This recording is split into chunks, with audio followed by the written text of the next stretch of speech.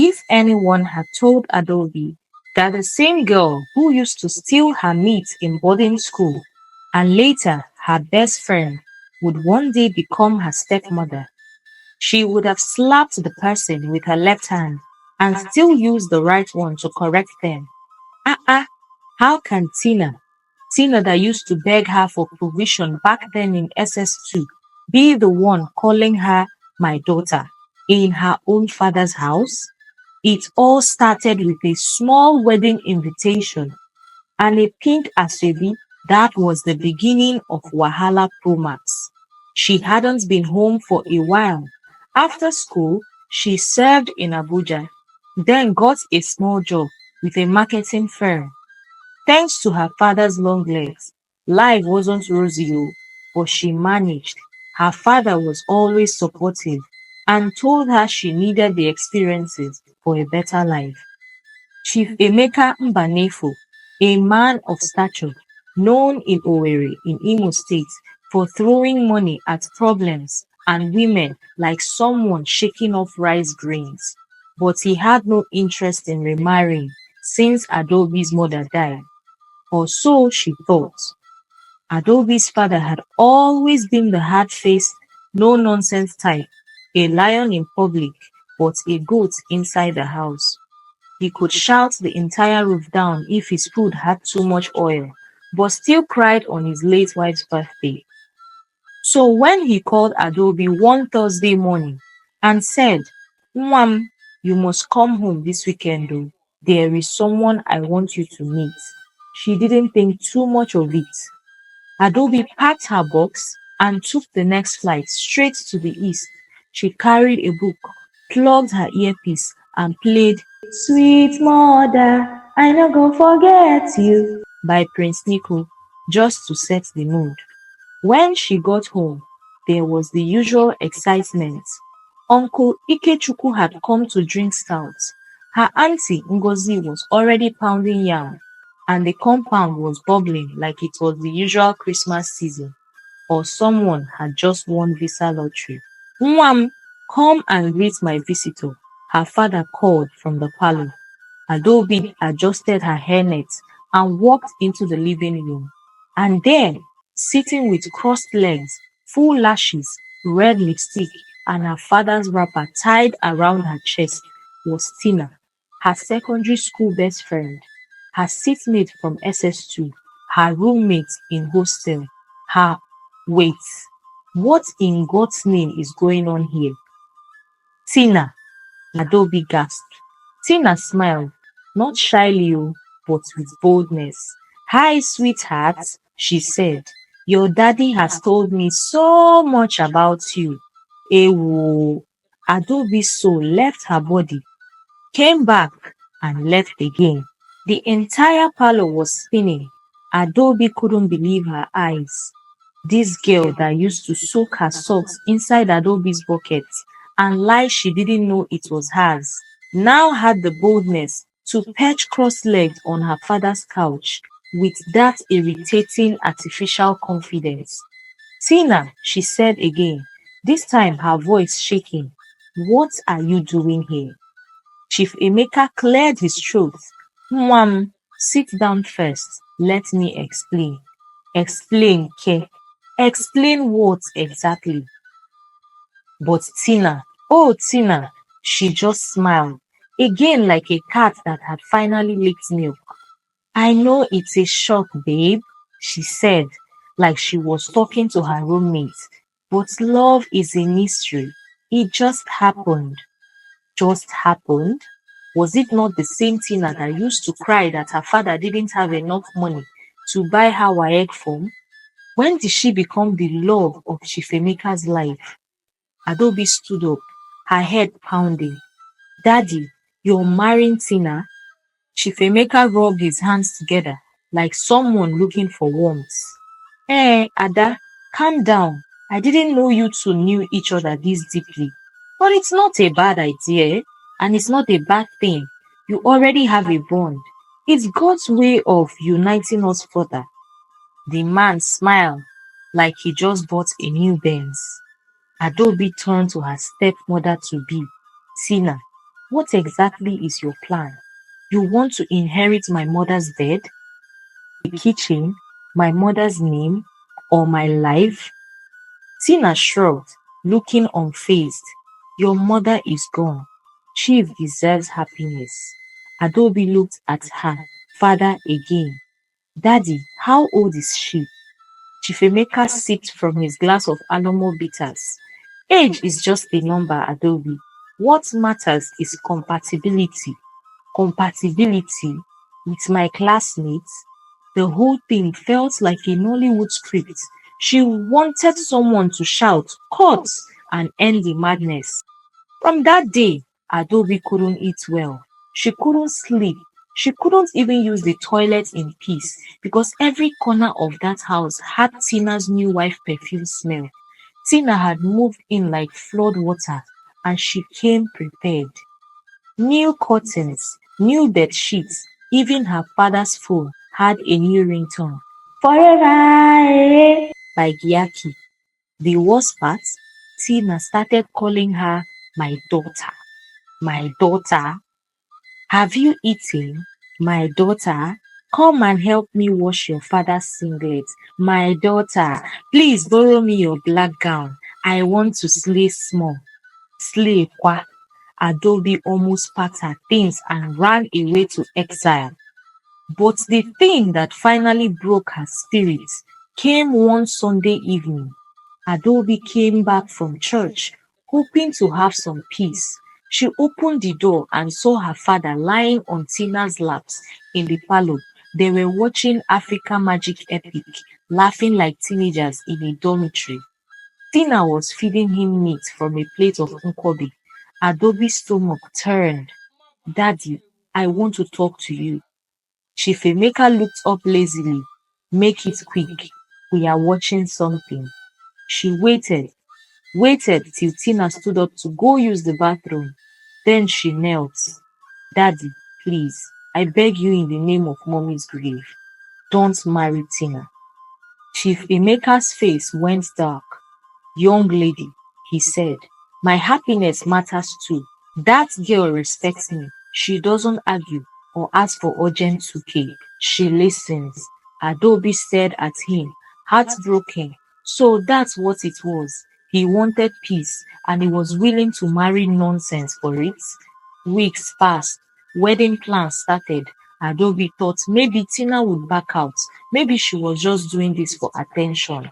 But no, Tina was taking dance lessons for the wedding. She even invited Adobe to come for gown fitting.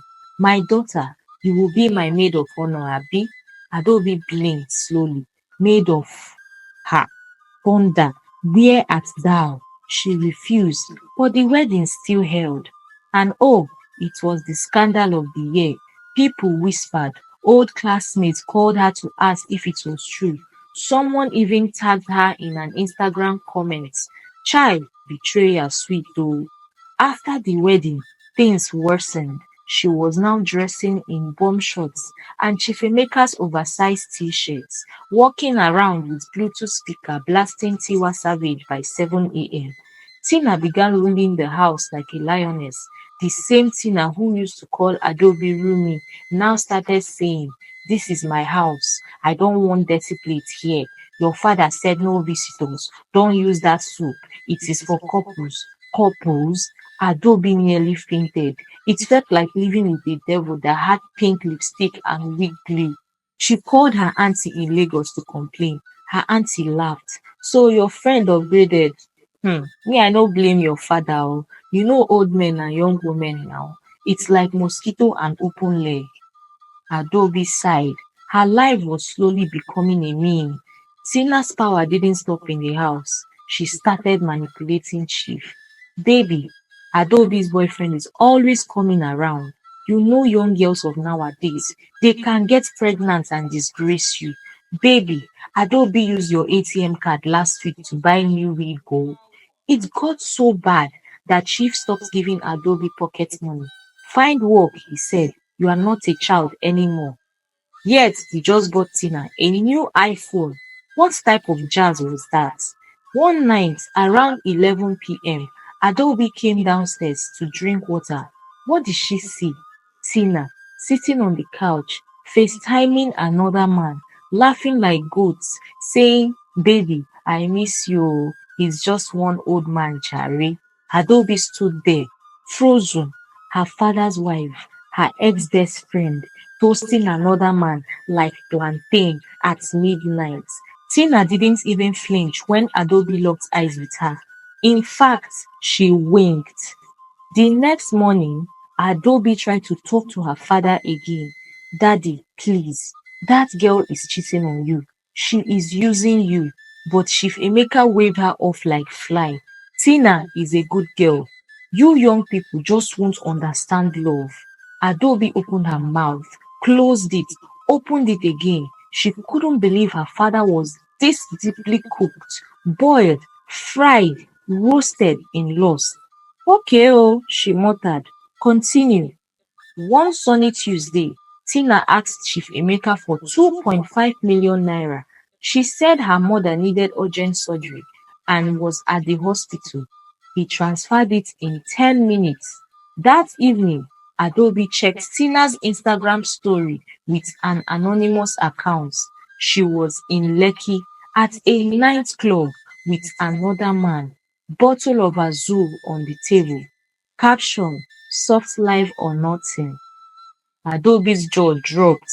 Soft life with whose money, ma? That was when Adobe decided she had seen enough. She hacked into Tina's WhatsApp with the help of her tech friend. She opened her laptop, created a folder called the Tina Chronicles, and started documenting everything: pictures, videos, screenshots, voice notes, chat logs. She even recorded a full FaceTime call Tina had with another man, where Tina called her father a boring, wrinkled wallet. When she played the audio for Chief Emeka, the man nearly collapsed. He had to drink cold Lucozade to steady his heartbeat. Chief Emeka sat on his bed, shirt unbuttoned, one socks on, one off. She, she called me what? Adobe tried to hide her pity. "A boring, wrinkled wallet, daddy." He blinked. "Wallet? Wrinkled one, sir," Adobe replied. Chief Emeka came up with a plan to set a trap for Tina. Tina soon returned from Lagos and walked into the setup unsuspecting. The trap was simple. Chief Emeka acted like he was traveling for a business trip, told Tina he'd be gone for the weekend, even left with a packed bag, but he didn't go anywhere. He hid in the guest room, switched off the lights, put his phone on silent. Adobe stayed upstairs, pretending to mind her business. Within 2 hours, Tina was on the phone. "Baby, come now. The coast is clear." "Coast is what?" Adobe whispered upstairs. "Let's see how clear it will be when thunder strikes." The guy arrived around 9:30 p.m. He came in tiptoeing like one small rat, thinking he was entering paradise. Fine boy, but he looked like someone that couldn't pay for boat ride if it passed 1,500 naira. Tina welcomed him in skimpy clothes, breast up, looking like she had been waiting since 1960. Chief Emeka listened from the room, his blood boiling. When he heard giggles and a loud "baby stop nah," he kicked the door open like FBI. "Oga, what are you doing in my house?"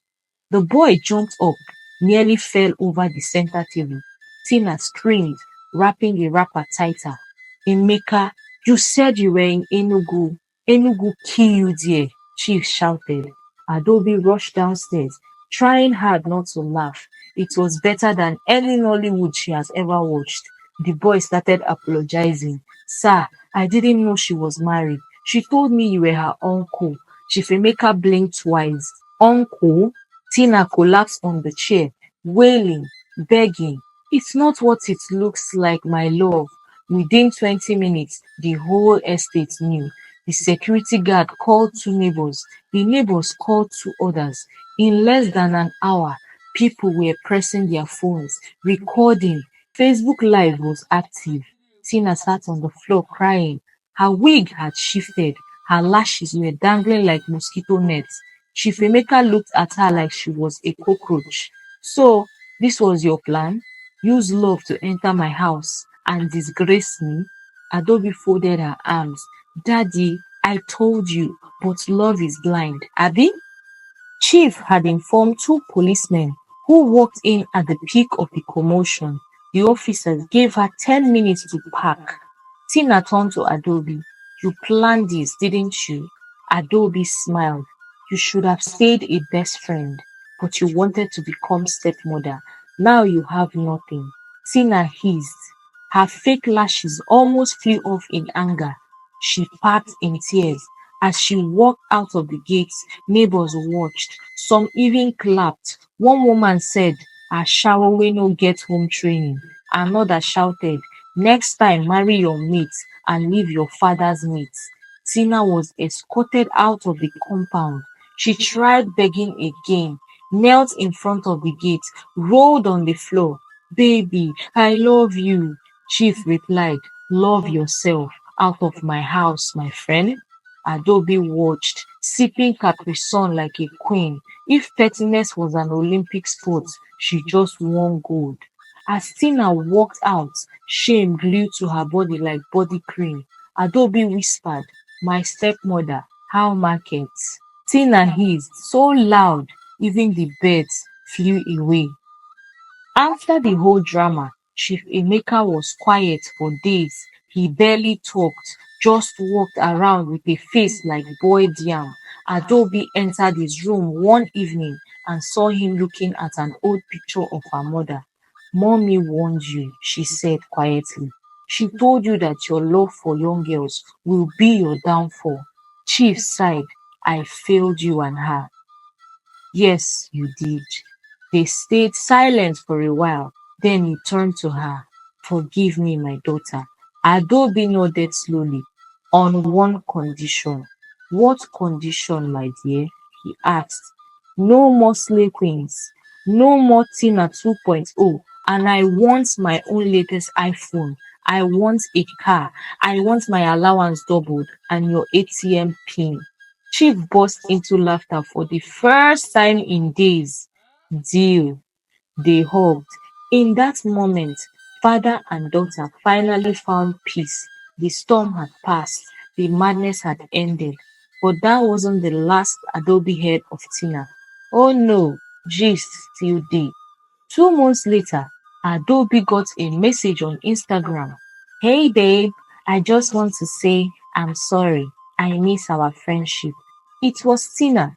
Adobe laughed so hard she nearly choked on gala. Miss what? The only thing Tina was missing was sense. She didn't reply. The next week, Tina posted a photo in front of the new car with the caption, I rise, I win, I shine. People flooded the comments, but someone zoomed into the picture and saw the license plate read Uber. Shine on, madam, someone commented. Even both drivers dey shine. Adobe moved on with her life, got a scholarship for her masters, started content creation by the side. One day, someone DM'd her, is that Tina your real friend? Did she really marry your dad? She replied with a GIF of Mr. Ibu rolling on the floor. That one didn't deserve words, but karma wasn't done with Tina. One day, she entered ShopRite and saw Chief Emeka walking hand in hand with a woman his age. Classy, elegant, natural wig, no loud makeup. Tina's jaw dropped. Chief spotted her and waved. Tina, I didn't know you were still around. Tina smiled sheepishly, just running errands. Chief looked at her closely. No Uber today. She almost melted. Tina didn't even finish shopping that day. The embarrassment was too much. She left her cart in the aisle and walked out with only 2 sachets of milk and a wounded ego. At the entrance, the security guy stopped her. Madam, where is your receipt? She raised the milk up like Simba in Lion King. Take your milk, abeg. Tina tried to revive her reputation on social media. She posted an inspirational reel. Caption, Sometimes God breaks you to bless you. But Nigerians, they don't forget. Someone commented, God broke Chief Emeka's bank account, not you. Madam, rest. Another said, you should have married your uncle, not her father. Tina loved her comments. Chief Emeka, now healed, was glowing like new yam in harvest. He started jogging every morning with his new partner, Madam Juliet. She owned a catering company and made real ogbono soup, not the watery one Tina used to cook and call Gen Z stew. Adobe joined them sometimes. The compound now had peace. No more Nollywood level drama. No more loudspeaker by 6 a.m. Just pepper soup, laughter, devotions, and DSTV. One day, Adobe saw Tina at a filling station from her car. She was sitting in a keke napep, arguing with the driver over 100 naira. Tina saw her too. Their eyes locked. Adobe smiled. Tina looked away quickly. The mighty had fallen, without glitters, without lashes, without lip gloss, and without frontal wig. Even her wig was tilting like a confused compass. That night, Adobe's journal, she wrote, life is a full circle. Sometimes your enemy digs a pit for you, but ends up falling into it with her own lashes and waist trainer. She closed the book, slept like a baby. But the story didn't end there. Chief Emeka got a wedding invite in the mail. From who, you might ask? From Tina. She was marrying a guy named Larry, some crypto guy with suspicious dreadlocks. Adobe looked at the invite. Daddy, are we going? Chifemeka squinted. To go and collect another insult? They both tossed the invite into the dustbin and watched it land perfectly. But guess what? Larry japaed a week to the wedding with Tina's 3 million naira wedding budget. He claimed his metal wallet crashed. Her wedding gown left hanging in the living room. Her vendors blowing up her phone like NEPA transformers. One even posted her bridal robe online with the caption, Return our balance, blessing Tina. Tina was devastated. She went live on Instagram, crying in soft filter. I'm not okay, oh. I'm tired of love. Adobe and her dad watched the live with popcorn. Chief shook his head. Why do people bring private disgrace to public network? Adobe replied, because private shame is now public content. Then came the real twist. One evening, Chief Emeka received a parcel. Inside was a handwritten letter from Tina. It read, Dear Chief, I'm sorry.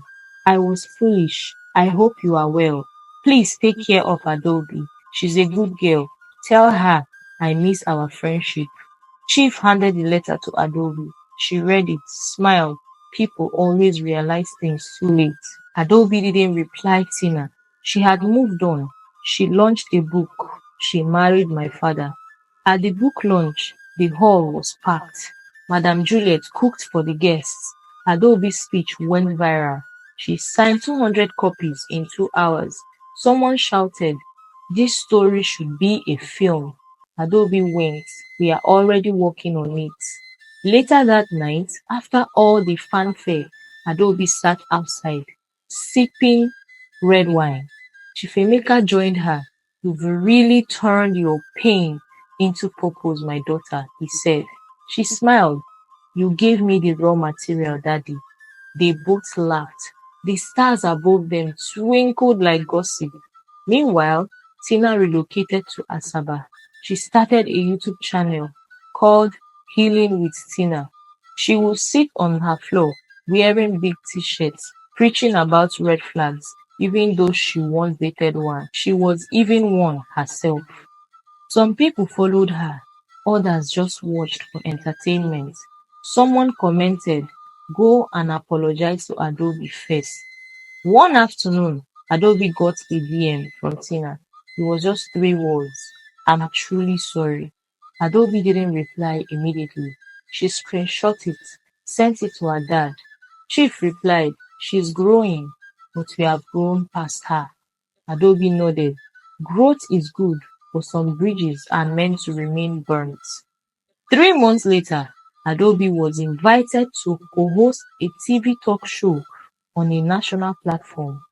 She walked into the studio, head high, confidence on 100, lips glossed, edges laid. She had lived the story. Now she owned the mic. And that, my people, is how Adobe lost a best friend, gained a stepmother, lost a stepmother, and turned it into fame, fortune, and freedom. Because sometimes life gives you a villain so you can become the storyteller.